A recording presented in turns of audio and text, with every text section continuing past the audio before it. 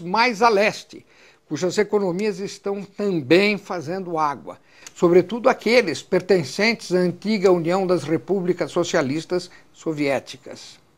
Desse lado do mundo, espera-se por eventuais instabilidades financeiras, com razoável poder de contágio. Professor Grise, e quanto à China? O senhor realmente confirma o forte crescimento daquele país?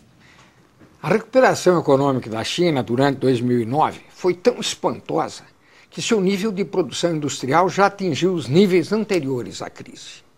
Espera-se que essa produção cresça a nada menos de 14% em 2010, puxada pela agressividade de suas exportações. Os gastos do governo devem crescer em 16% no mesmo período, enquanto o PIB se expandirá mais de 9,5%.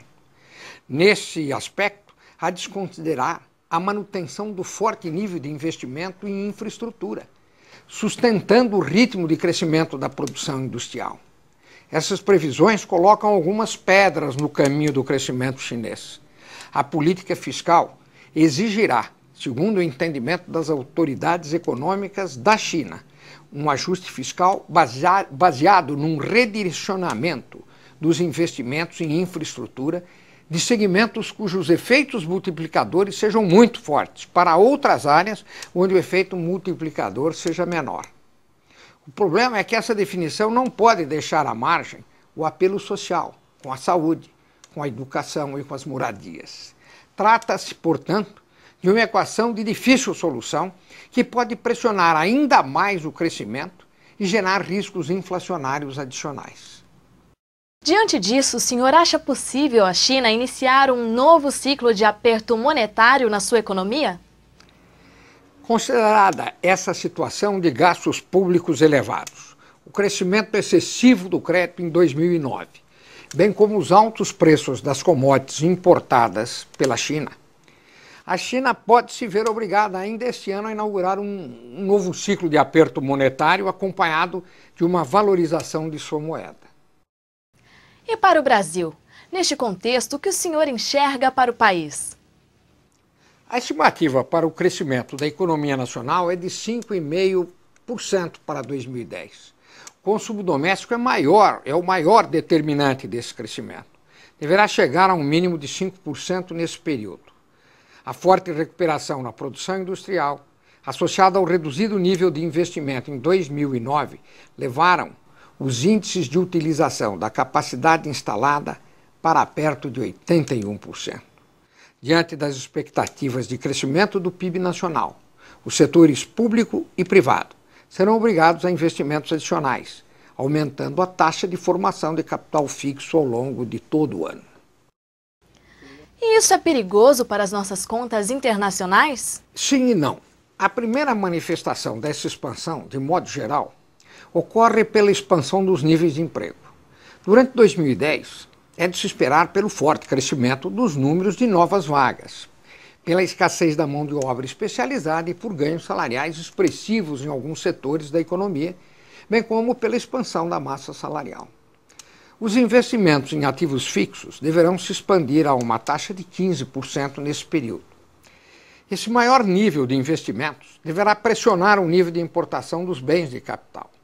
Como a expansão da oferta é sempre mais lenta e sempre posterior ao crescimento da demanda, espera-se por uma pressão adicional nas quantidades importadas advindo do crescimento das compras internacionais de bens de consumo. O déficit em nossa conta corrente crescerá 1 ponto percentual, ou seja, de 1,3% para 2,3% de PIB. Esse déficit de conta corrente não deve se constituir em um problema maior, dado que o influxo de capitais estrangeiro deverá mais que compensá-lo em função da melhor percepção do risco Brasil. E quanto ao investimento externo direto, o Brasil continuará a recebê-lo? O investimento externo direto deverá ter seu fluxo aumentado em mais de 50% em relação a 2009. O aumento desses investimentos externos diretos, que em grande parte financiará o crescimento da formação bruta de capital fixo, tenderá a manter o real valorizado em relação ao dólar. Entretanto, o aumento das importações e a piora dos resultados da conta corrente devem minimizar essas pressões. Confirmada a recuperação americana, o dólar também deverá valorizar-se em relação a outras moedas. Portanto, uma taxa de R$ 2 por dólar deve ser esperada para o final do ano. Professor Grise, de uma maneira geral, como o senhor sintetizaria o panorama para 2010? Em síntese, o cenário global é favorável, com juros baixos ao redor do mundo e liquidez abundante. Isto aponta para um bom momento em relação às captações de recursos. No mercado de ações, as perspectivas após o último ajuste mostram-se muito positivas. Revisões de lucros para cima podem ser um propulsor relevante para o desempenho das ações. Os maiores riscos vêm de fora. Alguns eventos podem aumentar a aversão a risco nos mercados emergentes. Outros podem reduzir. Que eventos são esses? Bem, alguns eventos podem produzir, como dizia, as altas deste mercado. Por exemplo, melhoria expressiva do cenário econômico americano. Impacta muito positivamente os preços das nossas ações. Recuperação acentuada dos preços das commodities. Forte pressão compradora dos estrangeiros nos mercados primário e secundário.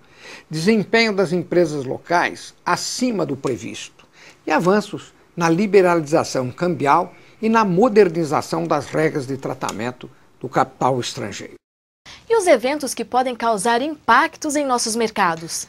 Alguns desses eventos têm características negativas para os mercados financeiros brasileiros. É o caso, por exemplo, da deterioração do cenário econômico mundial. Uma adoção de medidas de controle de capital que reduzam o fluxo de capital estrangeiro para o mercado brasileiro.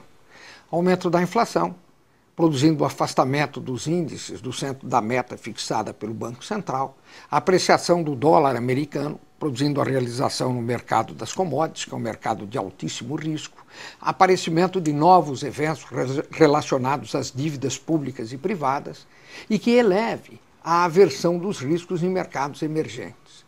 Aumento das taxas de juros nas economias desenvolvidas que podem produzir a reversão dos fluxos de capitais que atualmente estão sendo direcionados para países emergentes. Professor Grise, em uma palavra, como o senhor vê o Brasil nos próximos anos? Vejo o país com grande otimismo. Um grande mercado, crescente, com investimentos públicos e privados muito fortes, aporte de capitais estrangeiros na nossa economia, aumento do consumo nas classes de renda mais baixa, crescimento salarial nas classes de renda mais alta. O Brasil está pronto para receber investimentos e à espera de empresários que saibam explorar este momento e essa situação econômica tão favorável. Professor Grise, queremos agradecer a oportunidade da entrevista que apresentou de forma clara e objetiva o cenário da economia mundial e as perspectivas. Pelos esclarecimentos e orientações, muito obrigada. Bom, foi um imenso prazer estar aqui e, em primeiro lugar, agradecendo a sua presença, pela contribuição que nos dá na produção desta gravação, com o sentido único de oferecer aos senhores uma retribuição e um agradecimento muito especial aos esforços que dedicaram à Fractal no sentido de responder nossos questionários. A resposta dos senhores contribui efetivamente muito com o esforço empresarial da Fractal. Mas mais do que isso, permite, pelas tabulações dos dados e pelas análises, um aperfeiçoamento do sistema financeiro. Sem este feedback, sem este retorno que os senhores nos dão, não há como encaminhar uma solução de aperfeiçoamento para todos os serviços bancários e financeiros prestados aos senhores. Esta casa, Fractal, está aberta aos senhores e, como presidente dessa organização, ofereço para que todos tenham acesso a nós e possamos fraternalmente estar os próximos anos juntos também. Muito obrigado.